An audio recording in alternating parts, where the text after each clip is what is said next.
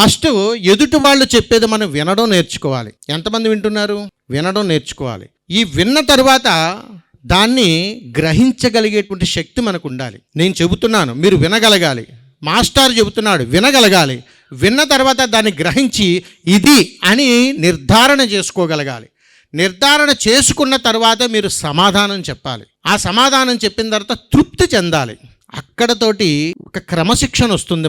మనకు చాలా విషయాల్లో దేహం మాత్రం ఇక్కడ ఉంటుంది, మనసు మాత్రం అక్కడ ఉంటుంది. అవునా కదా? నిజం చెప్పండి. ఆ మనసును ఎలా జయించాలి, మనసుతోటే ఎలా పట్టుకోవాలి, మనసు మీద ధ్యాస పెట్టినప్పుడు ధ్యాస మీద శ్వాస ఎలా దిగ్బంధం అవుతుంది అనేటువంటి విషయాల మీద నాకున్నటువంటి సమయంలో నేను సబ్జెక్ట్లోకి వస్తాను. ఎందుకనంటే ఇప్పటివరకు నేను చేస్తున్నటువంటి చిన్నపాటి ప్రక్రియ మీ మనసుతో నేను అనుసంధానం అవుతున్నాను. ఈ అనుసంధానం అవడానికి 20 నిమిషాలు పడుతుంది. రాగానే నేను ఏదో చెబితే ఇలా వింటాం, అలా వెళ్ళిపోతుంటాం. అందుకని మనసు విలువ మనకు చాలా సందర్భాల్లో తెలియాలి. ఇది అందరికీ తెలియదు, కానీ మనం అనుకుంటూ ఉంటాం, నాకు తెలుసండి, నాకు చాలా మంచి మనసు ఉందని. మనసు విలువ తెలిసినటువంటి వాడికి కళ్ళల్లో నీళ్లు ఎందుకు వస్తాయి? దుఃఖిస్తుంటారు కదా మీరు. దుఃఖాన్ని కూడా జయించాలా లేదా? దుఃఖాన్ని జయించలేనప్పుడు ధ్యానం దగ్గర కూర్చోవడానికి అర్హత ఉన్నట్టా లేనట్టా? లేదు.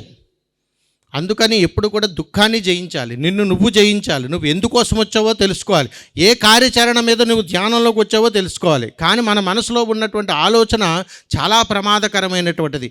నాకు చాలా రోగాలు ఉన్నాయి, షుగర్ ఉందట, బీపీ ఉందట, క్యాన్సర్ ఉందట, తలపోటు ఉందంట. ఇవన్నీ జయించడం కోసం ధ్యానంలోకి వచ్చా. ఇదే కదా ఆలోచన. ఇది తప్పండి. ధ్యానాన్ని జయించడం నువ్వు ప్రాథమికంగా ప్రారంభం నుంచి నువ్వు అలవాటు చేసుకుంటే ఇప్పుడు నేను చెప్పినటువంటి రోగాలు ఏవి మనకి తెలియదు, ఆ పేర్లు కూడా తెలియదు. అంత గొప్పది ధ్యానం. అలాంటి ధ్యానాన్ని జయించడం కోసం దానికి వయసుతో సంబంధం లేదు, కులంతో సంబంధం లేదు, మతంతో సంబంధం లేదు.